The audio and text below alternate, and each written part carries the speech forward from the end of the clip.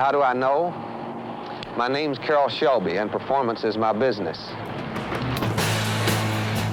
Fresh off his Le Mans win in 1959, Carroll Shelby went on to set up his very own motor company, Shelby American. Shelby will go on to manufacture and develop some of history's greatest cars, including the Ford GT40, which took victory at Le Mans 4 years in a row. But Shelby was most known for the AC Shelby Cobra, a two-seater lightweight sports car that held the world record for the most powerful production car from 1965 to 1984 with the 427 competition.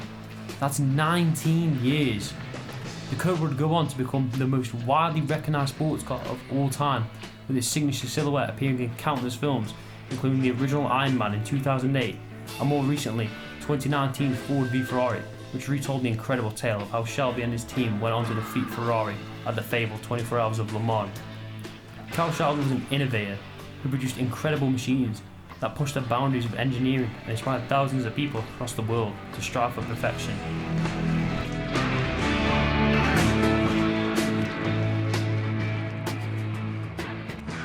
Sadly, Carroll Shelby passed away in May of 2012, leaving behind an incredible legacy. His company still exists today, but not in the same extent as it once did. Even before Shelby's passing, a small group of dedicated fans came together to recreate the cars that had inspired them over 50 years ago. So I've come to Talk Pits to discuss with one of these manufacturers just why they do it. That person is my dad.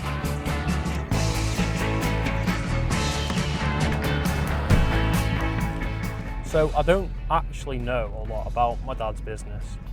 All I know is he's been running it since long before I was born. So I don't know like when he started it or like why he started, what's his reasons, and like how he even builds the cars. Like I don't know how you'd even get into that stuff.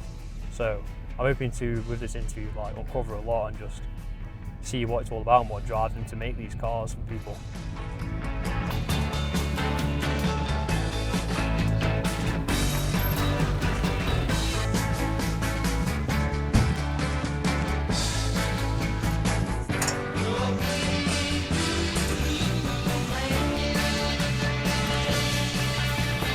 Hello there. Hey, oh.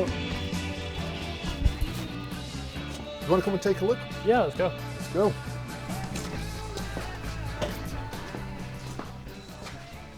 Here we are. This is where it happens. Do you want to have a look around? Of course. Okay. Well, we'll start here. So these are Daytonas, right? Yeah. Daytona Coupe. Top one is a road car, or will be a road car.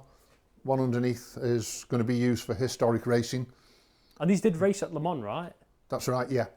And won as well, but very much overshadowed by the GT40s that won the overall, whereas they won their own class. Then we have the current car I'm working on, this 427 car, which is probably the most well-known of the Cobras. Yeah, it's very iconic shape. Yeah, 7-litre, fat tyres, side exhausts. Yeah, the whole deal. And I believe that's a 289 over there, isn't it? Yes, it is. I mean, we can take a look at the 289 if you like. Yeah, of course. So what's the deal with this? Is this going racing, or is this just a? This is just going to be a road car. The customer's not interested in racing, just likes the look. So are we good to sit down and have an interview? You can do.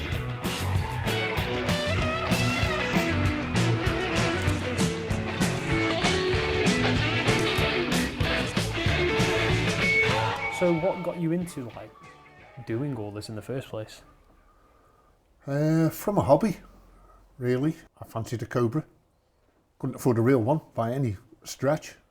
So I looked at the kit car market, bought one of the kits, did my own chassis, then moved on to actually building someone else's kits because it was just branding, and eventually drifted into wanting to do Cobras that were exactly like the real thing. The original, all the chassis and specification on these is exactly to original drawings, and it just progressed from there. People liked what I did, so they ordered cars, and I'm still doing it. Could you run us through the process of like building these cars, just a brief overview? Yeah. The chassis I make here. I make the chassis here. When that's finished, that gets shipped to Poland. My guys in Poland produce the aluminium bodywork for them, and when that's finished, they ship it back to me. Then I carry on with manufacturing the other parts, suspension components and things. In the meantime, the engine is on order from America, and in a perfect world, everything turns up at just the right time, and I do all the assembly, put it together, and then customer comes and collects it. So how long would you say it takes to complete a car? It should take around 3 months. There's about 3 months work in completing a car from start to finish. So what would you say is your personal favourite experience from your time building these cars? It's every time a car's finished. Every time one's finished, just to stand back and think, yeah, I did that. It's all together, you know, finally, because there's a lot of headaches along the way. It isn't all fun, but when it's finally finished, to stand back, yes, yeah, sense of achievement, pat yourself on the back, start the next one. Do you know the exact amount of cars you've built in total? Yeah, 158 fiberglass kits. Currently, we're on about 25 or 26 aluminium cars. 180, about 185. Jesus, I don't think it was that many. It's enough. If you had the choice to do anything else, like would you take it, or would you just like doing this? I've been doing this for 30 years now. In these, I don't know what else I could do. Just always developing something new. But probably, almost certainly automotive. That or building Lego. So out of the Daytona, the 289 and the 427, which one is your like personal favourite? The 289. Is there a particular reason for that? Is it just the European racing history. And well, they've got the most extensive racing history over all of them. Is there any car that you would really want to build if you could? Lamborghini Miura. That's it. Italian job? Yeah, on days like these.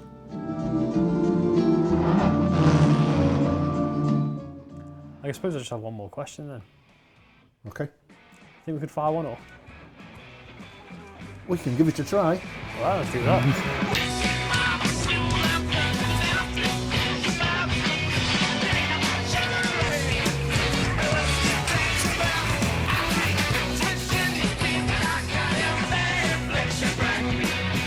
Are you ready for this? Oh yeah.